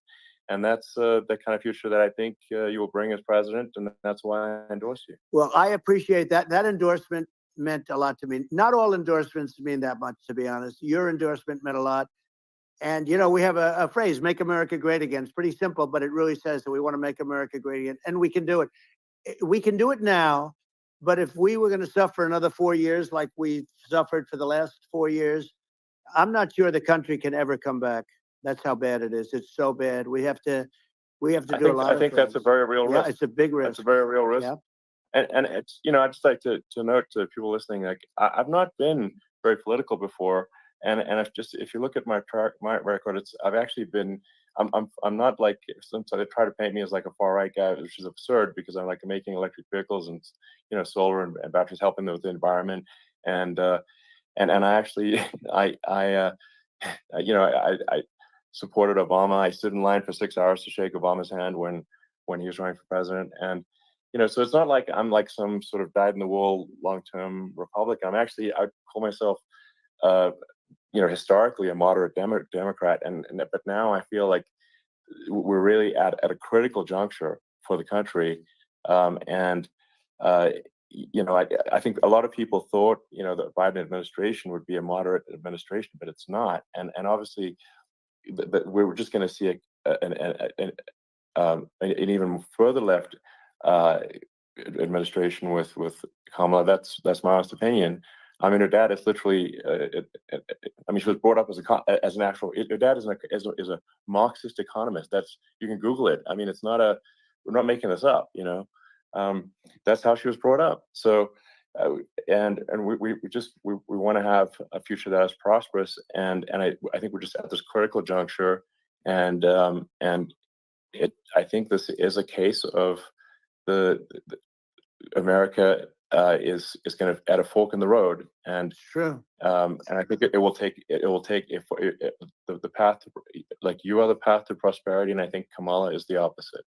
Then that's my honest opinion. I'm gonna get attacked like crazy, and I've also experienced quite a bit of lawfare myself, but I'm just trying to tell people my honest opinion, and I haven't been really active in politics before, and I'm just trying to point out that my track record historically has been moderate, if not moderate, slightly left, and so this is to people out there who are in the moderate camp to say, I think you should support Donald Trump for president, and I think it's actually a very important junction in the road, and we're in deep trouble if it goes the other way.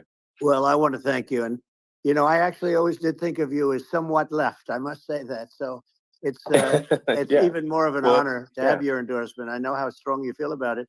But when you think of her, San Francisco, 15 years ago, I had a great friend, Bob Tish. He said it's the greatest city in America, and now it's almost not livable there. And California likewise. And she was involved in the destruction of San Francisco and the destruction of California. And she will be involved in the destruction of our country if people are so unwise as to elect her. And I hope that doesn't happen. And I hope the elections are going to be run honestly. And we're going to turn this country around. We're going to do things and we can do it fairly quickly. And we have to get rid of the criminals that have been, given to us by other countries as they laugh. They laugh at us. They think we're stupid to accept these people. These are radical, stone cold killers in many cases and terrorists. And they're in our country by the hundreds of thousands. Yeah. And we have to take them out. Yeah. I mean, if I could summarize it, perhaps, I think these are issues that I think most people in America would agree with, which is that we want safe and clean cities, we want secure borders, we want sensible government spending, we want to restore both the perception and reality of respect in the judicial system, just stop the lawfare, and I think that's like, and how are those even right-wing positions? I think those are that's just common sense, and that's I mean, would you agree with that? 100%. I don't understand, the whole, they call it progressive. They don't like the word liberal anymore, but call it liberal or progressive. I don't understand how somebody could say that it's okay for them to empty prisons into our country. And again, I told you their crime rates all over the world are going way down, which makes sense. In fact, the next time what we'll do is, if something happens with this election, which would be a horror show, we'll meet the next time in Venezuela, because it'll be a far safer place to meet than our country. Okay, so you and I will go and we'll have a meeting and dinner in Venezuela, because that's what's happening. Their crime rates coming down and our crime rates going through the roof. And it's so simple. And you haven't seen anything yet, because these people have come into our country and they're just getting acclimated. And they don't know about being politically correct law enforcement or lack of law enforcement. And our police, I have to just end with this. We have great police. We have great law enforcement, but they're not allowed to do their job. They have to be able to do their job without being destroyed. Well, absolutely. And it's obviously demoralizing if you're a police officer risking your life to arrest violent criminals who could kill you and do kill you sometimes. And then you arrest the violent criminal, and then the DA, doesn't prosecute and that's let the guy out. Well, then, like, why should a police officer risk their life to arrest a violent felon? Well, even worse, Elon, if nothing's going to happen. Even worse, they prosecute the police officer. They go after it and they prosecute the police officer, and they take away his pension. They take away his job. He loses his family. He loses his house. Well, I thought it was very telling, like incredibly telling, that when there was that case where sort of a gang of thugs beat up police officers. I think it was in Times Square in New York, and then nothing happened to those guys. They were let out, zero bail, and I think a bunch of them were given free tickets to California. Well, what is I mean, that is a gross indignity against the United States, and that's how, I mean, this is insane. Like, have we lost all pride? How can such a thing be allowed to occur? I've never seen anything. We see where they get shot. It's a very dangerous profession, but it's something they're very proud of, and they want to be able to do their job. But I've seen them get shot. I've seen a lot of things, but I've never seen where these guys are standing in the middle of a big street, everybody watching them, and they're literally boxing, like punching, stand-up fighting a police officer. There were two of them, and you had about six of these guys, and they're punching the hell out of them. And in their own country, they would be dead if they did that. They'd be shot. They would be shot instantly. And, they come from these countries, and it's taking them a while to realize that we don't do that in this country. But in their own country, if they stood on a street and had a fight with a police officer, they would be shot. There's no political correctness. And it's such a sad, it's such a sad thing to see. And that's the reason you have crime, by the way, because we don't do anything about it. Yeah, we just cannot have a situation where our police officers are beaten up on camera by a gang of illegal immigrants, and then nothing happens to the guys that beat up the cops. I mean, and they're let out. This is Well, we're going to unacceptable. change it, and we're going to get them out of the country. You know, when I first got involved, they said you couldn't get them back to these countries. You couldn't take them back. In the case of Guatemala, Honduras, El Salvador, some others, you couldn't get them back. And I said, really? Oh, you can't get them back? Because under Obama, he couldn't get them back. They'd fly them in, and they'd put planes on the runways in these countries, so you couldn't land a plane. They'd bring them back. And the generals told me, sir, we can't bring them back. The countries won't accept MS-13 gang members. They won't accept them. And I said, really, how much do we pay these various countries in terms of economic aid, which is also somewhat ridiculous? And the answer was $750 million. I said, good. Tell them they're in default. They're delinquent. We're not paying them anymore because they won't accept it. And you know what happened? They all called me, every one of them. They said, we would be honored to take them back, sir. We would be honored. It was so easy. But it's one of those things. And we got it back. We took in so many, the MS-13 is probably the worst gangs in the world. They're the most vicious, violent. We took them out of here by the thousands and got them out of here. And their countries took them back. And because I said, you're not getting any more economic aid. And once I said that, they were nice. They wouldn't take them back for Obama. They wouldn't take them back for anybody. And now we have a problem because we have this guy, and they don't take him back anymore with Biden because they don't respect him. Yeah. It's just gotta be done. We just can't have whether they're citizens or not citizens. We can't have, because they won't prosecute citizens either, not just illegals. So if you can't have violent, repeat violent offenders that are not that don't get incarcerated. That's right. Because they will obviously, by definition, continue to hurt people. And I think where part of this comes from is that there's and I do sort of consider myself liberal in some ways. I mean, it's just that you want to have empathy for people. Obviously, you want to have empathy for people. I totally agree with that. You want to have empathy, but you also have to have empathy for the victims of the criminals. And if you just have empathy for the criminals, it's actually shallow empathy. It's not real. You're not thinking. You have one layer deep empathy.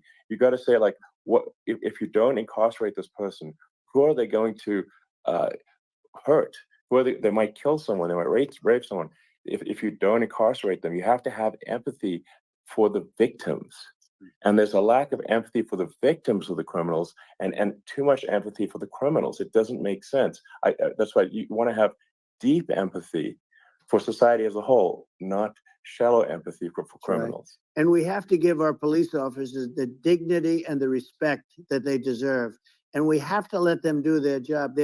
They can do a great job, but we have to let them do their job. And if we don't do that, it's going to all disappear. There's never been a society like this where you're allowed to do anything you want and nothing happens. And I'm talking about violent crime. And it's going to get more violent because these are really, really violent people. And we're going to get them out of our country, and we're going to get them back to because they were sent here by the presidents and by the various people that run those countries. And I know every one of those guys. And they're smart people, and they're streetwise people. And they really think that the USA is stupid. They think we're run by stupid people, and they happen to be right. But when I was there, we had no problem. We got them out. We took out thousands of MS-13 gang members. We brought them back. And now, again, it's the same old story. We don't do it. And they actually gave them a big increase in aid. They raised it up to billions of dollars, and they get nothing for it. So, I hope everybody's going to vote for Trump, and we're going to get this country straight. Yeah. And I didn't need this. I'm like you. I didn't need this. I had a very nice life. I didn't need to go through court systems and go through all the other stuff and run at the same time. I have to run. I have to go through fake trials with, in some cases, corrupt judges, totally corrupt judges. I didn't need it. I had a nice life. I have great locations. I have beautiful oceans that I have places. But I felt it was important. And if I had to do it over again, you probably think I'm crazy for doing it, actually. But if I had to do it over again, I would have done it over again, because this is so much more important than me or my life. This is we're going to save this country. This country is going down. And these people are bad people that we're running against, and they're liars. They make statements. They do things that are so bad. They say they're going to make a strong border. They say they've been great on the border, and they've been the worst in history. They say they're going to stop crime. Like, the facts speak for themselves. It's so incredible. Speak for themselves. Like it's got to the point where people just don't even bother reporting crime in a lot of cities because they know nothing is going to happen. That's what I hear anecdotally from people all the time. So it's just my values. I'm just saying to people out there, like the things I think are important for the future is like we've got to have safe cities, we've got to have secure borders, we've got to have sensible spending, and we've got to have deregulation, and so we can have a prosperous future. And then we want to have some exciting, sort of moonshot projects that people can get fired up about. And that's the future I'm looking for. And I'm pro environment, but I'm not against. I'm not like I don't think we should vilify the oil and gas industry because they're keeping civilization going right now. And but I do think we want to move a reasonable speed towards a sustainable energy economy. Those are my values, and I think and so I mean that's why I'm supporting you for president. Well, I appreciate it. We're going to give incentive to companies to come into our country, not to leave our country. We're going to be giving tremendous incentives. We want companies to build here, not to build in other locations. And we want to create jobs. And again, it's about the American dream. You don't hear about the American dream anymore, Elon. You don't hear. You're the American dream in the truest sense, but you don't hear about the American dream anymore. And you're going to hear about it. People, they need that incentive to go out and do it. And they're going to love their lives. I mean, they're going to look forward to getting up in the morning and going to a job that they love, not a job that they can't stand, or not any job at all where they have no money, where they literally have no money. And then they end up with violence and lots of other problems. No, we're going to do some great things. And I learned a lot in the first. We had a great economy and all of that. We rebuilt the military. We did so much. But I also learned the best people. I learned the good people, the smart people, the dumb people, the people that can do things. The people, you learn. When I first came in, I tell people I was in Washington, D.C. only 17 times, according to the fake news media. I was in 17 times. I never stayed over. And you don't know people. You rely on other people to give you names, and then you realize the people you relied on weren't so good. Now, we had great people, but we also had some where I wouldn't have used them had I known. Now I know everybody. And I think we're going to really turn things around fast. We have no choice. Otherwise, we're not going to have a country. And I really appreciate this. To me, it's been a lot of fun being with you. You're an amazing guy. You've done an incredible job and a great inspiration to people, a great inspiration. And I hope you keep going and just continue to do well. And we're going to have a big election coming up. And I think November 5th will be the most important day in the history of our country. I think that election will be the most important election. And I think it'll end up being maybe the most important day in the history of our country, because if we don't win, I just feel so sorry for everybody. No, I think we're at a fork in the road of destiny of civilization, and I think we need to take the right path, and I think you're the right path. So I think that's what it comes down to. Thank you very much, Elon. It's a great honor, and we'll do it again sometime. And it's been really fun, and I hope you got a lot of viewers. I hear you got a lot, but I hope you got I know you got a lot of them. So I appreciate it. I'll see you soon. All right, sounds good. Thank you.